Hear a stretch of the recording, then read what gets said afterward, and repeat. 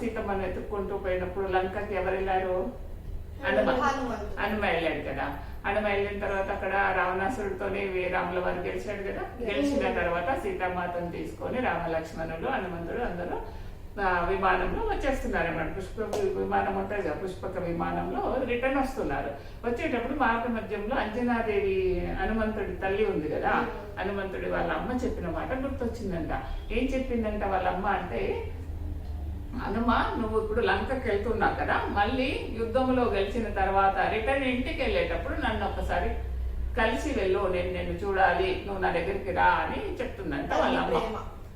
తల్లి ప్రేమ చెప్పినప్పుడు హనుమంతుడికి అప్పుడు గుర్తొచ్చేస్తుంది అనమాట. ఎందుకు అంటే మళ్ళీ రిటర్న్ వెళ్తున్నాడు కదా, యుద్ధంలో గెలవడం అయిపోయింది, సీతమాతను తీసుకొని వెళ్ళడం అవుతుంది కాబట్టి అప్పుడు గుర్తొచ్చినప్పుడు హనుమంతుడు రాముల వారితో చెప్తాడంట, ప్రభు మా అమ్మ నన్ను ఒకసారి యుద్ధం అయిపోయి మళ్ళీ రిటర్న్ వెళ్ళేటప్పుడు నన్ను కలవమన్నది, ఇంటికి రమ్మన్నది, నేను వెళ్ళాలి అంటే, సరే హనుమ నీకే కాదు కదా అమ్మ, మాకు కూడా అమ్మనే కదా అనేసి అందరూ సీతామాత, లక్ష్మణుడు, రాముడు, హనుమంతుడు అందరూ కలిసి అంజనాదేవి దగ్గరికి వెళ్తారంట.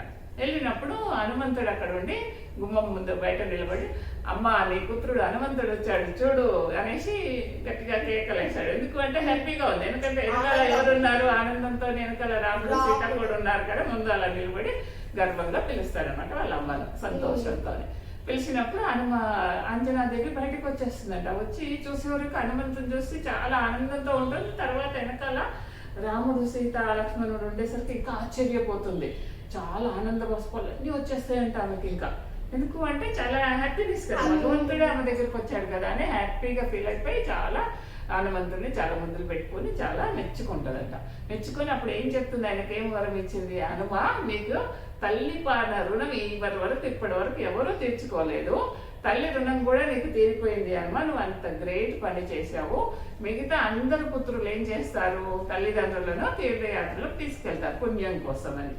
కానీ నా పుత్రుడు ఏం చేశాడు, నా పుత్రుడు చేసిన పని ఎంత గొప్పది, భగవంతుడినే తన దగ్గరికి తీసుకొచ్చాడు, తన గుమ్మం ముందుకు వచ్చాడు భగవంతుడే. అంటే ఎవరు చేయని పని హనుమంతుడు చేశారు కదా, భగవంతుడినే ఆమె దగ్గరికి తీసుకొచ్చి దర్శనం ఇప్పించాడు, భగవంతుడు దర్శనం అనేసి అంజనీదేవి చాలా సంతోషమే ఆయన మెచ్చుకొని ఆ వరం ఇచ్చిందనమాట. నీకు తల్లి పాల రుణం తీరిపోయింది, ఇంకా నువ్వు హ్యాపీగా ఉండు అని ఆశీర్వదించింది అనమాట.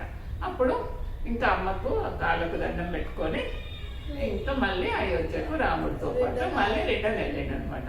మీకు నచ్చిందా స్టోరీ? చాలా బాగుంది. జై హనుమాన్.